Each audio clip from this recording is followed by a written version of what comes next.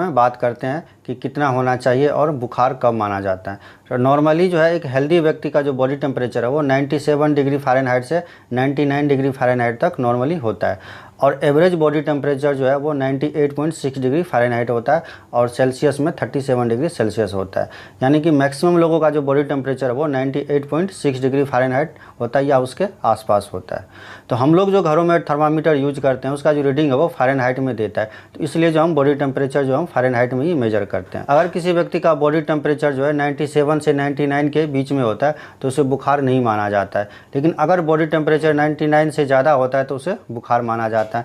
अगर 99 से लेकर के 101 तक है बॉडी टेम्परेचर तो उसे लो ग्रेड फीवर माना जाता है। अगर 101 से ज़्यादा होता है तो बॉडी टेम्परेचर तो उसे हाई ग्रेड फीवर माना जाता है, लेकिन बॉडी टेम्परेचर जो है 94 डिग्री से कम नहीं होना चाहिए। अगर 94 डिग्री से कम है तो उसे जो है तुरंत डॉक्टर से संपर्क करना चाहिए। हालांकि जो नॉर्मल रेंज होता है वो बॉडी टेम्परेचर होता है, ये डिपेंड्स करता है जेंडर पे और एज पे और किस वेदर में और किस कंडीशन में आप टेम्परेचर चेक कर रहे हैं इसके ऊपर डिपेंड्स करता है। पल्स रेट और हार्ट रेट दोनों लगभग एक ही है। तो 1 मिनट में दिल कितनी बार धड़कता है उसे हार्ट रेट बोला जाता है, और दिल धड़कने के कारण जो आर्टरी में यानी नसों में जो कंपन होता है उसे पल्स रेट बोला जाता है। तो दोनों एक ही होता है। एक स्वस्थ व्यक्ति का जो हार्ट रेट होता है वो 60 से लेकर के और 100 तक नॉर्मल माना जाता है, और एवरेज जो हार्ट रेट होता है वो 72 होता है।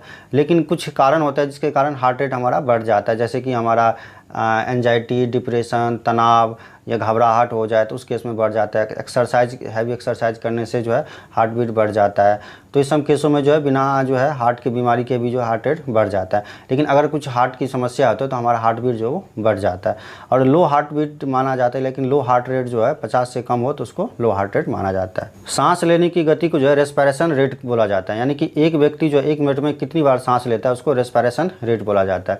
तो एक हेल्दी व्यक्ति जो है 1 मिनट में 12 से 20 बार जो है वो सांस लेता है, और एवरेज जो है 18 बार जो है वो 1 मिनट में सांस ले लेता है। लेकिन अगर किसी व्यक्ति को ऑक्सीजन की कमी होती है शरीर में, और या लंग्स की समस्या जैसे निमोनिया, टीबी या अस्थमा होता है, तो उस केस में जो है व्यक्ति जो है तेज़ी से सांस लेता है क्योंकि उसमें ऑक्सीजन की कमी होने लग जाती है, तो उस केस में उसको हाई माना जाता है। और यदि 12 से कम हो तो पर भी जो है सांस लेने की गति कम होता है, तो इस केस में देखा जाता है अगर कोई व्यक्ति सो रहा होता है या रिलैक्स मोड में होता है तो थोड़ा जो है रेस्पिरेशन रेट कम होता है। SpO2 का मतलब होता है ऑक्सीजन सेचुरेशन लेवल। तो SpO2 को मेजर करने के लिए पल्स ऑक्सीमीटर होता है, उससे जो हम यूज करके जो है ऑक्सीजन लेवल चेक करते हैं। तो नॉर्मली जो है एक व्यक्ति में, हेल्दी व्यक्ति में 95% से ज़्यादा जो है ऑक्सीजन सेचुरेशन होना चाहिए, ऑक्सीजन लेवल होना चाहिए। और यदि 94 से लेकर के 90 के बीच में है तो उसको माइल्ड लो बोला जाता है, और यदि 90 से कम है तो उसको वेरी लो बोला जाता है। उस केस में जो है तुरंत डॉक्टर से संपर्क करना चाहिए। तो ब्लड द्वारा आर्टरी पे जो डाला गया प्रेशर होता है उसको ब्लड प्रेशर बोला जाता है। तो जो ब्लड प्रेशर होता है वो उसके 2 रीडिंग में, एक सिस्टोलिक होता है और दूसरा डायस्टोलिक होता है। जो अपर रीडिंग होता है उसको सिस्टोलिक बोला जाता है, और जो लोअर रीडिंग होता है उसको डायस्टोलिक बोला जाता है। तो जो सिस्टोलिक रीडिंग होता है वो 100 से लेकर के 130 तक नॉर्मल माना जाता है, और जो डायस्टोलिक होता है, जो नीचे वाली रीडिंग होता है, वो 70 से 80 तक नॉर्मल माना जाता है। तो एवरेज जो है 120 रेशियो अपॉन जो है 80 जो है नॉर्मल माना जाता है। अगर किसी व्यक्ति का जो है सिस्टोलिक जो है 100 से नीचे है और डायस्टोलिक 60 से नीचे है तो लो बीपी माना जाता है। हाई बीपी में भी 2 स्टेज होते हैं, स्टेज 1 और स्टेज 2। तो अगर किसी व्यक्ति का जो सिस्टोलिक है 130 से लेकर के 140 के आसपास है तो उसको जो स्टेज 1 माना जाता है, और नीचे वाली रीडिंग अगर 80 से 90 हो तो उसको स्टेज 1 माना जाता है। लेकिन वेरी हाई होता है जब 150 से ज़्यादा हो सिस्टोलिक और 90 से ज़्यादा डायस्टोलिक हो तो उसको स्टेज 2 माना जाता है। ब्लड शुगर का मतलब होता है कि हमारे ब्लड में ग्लूकोज की मात्रा कितनी है। तो जब एक व्यक्ति जो है खाली पेट होता है तो उस समय उसके ब्लड में जो शुगर की मात्रा यानी ग्लूकोज की मात्रा जो है वो 60 से 110 mg/dl नॉर्मल होता है। जो खाना खाने के 2 घंटे बाद जो हम चेक करते हैं तो उस दौरान जो है 70 से 140 mg/dl नॉर्मली होना चाहिए।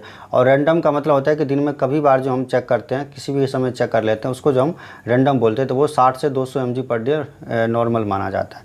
तो फास्टिंग यदि 125 से ज़्यादा हो तो जो है एबनॉर्मल होता है, और पीपी जो है यानी खाना खाने के 2 घंटे बाद 180 से अगर ज़्यादा हो तो डायबिटीज़ माना जाता है, और रैंडम यदि 220 से ज़्यादा हो तो उसको डायबिटीज़ माना जाता है। हीमोग्लोबिन जो है कितना होना चाहिए, तो महिलाओं में अलग होता है और पुरुषों में अलग होता है। तो मेल में जो होता है वो 13 से 17 ग्राम पर DL होना चाहिए, और फीमेल में जो महिलाओं में जो है 12.5 से 16.5 ग्राम पर DL होना चाहिए।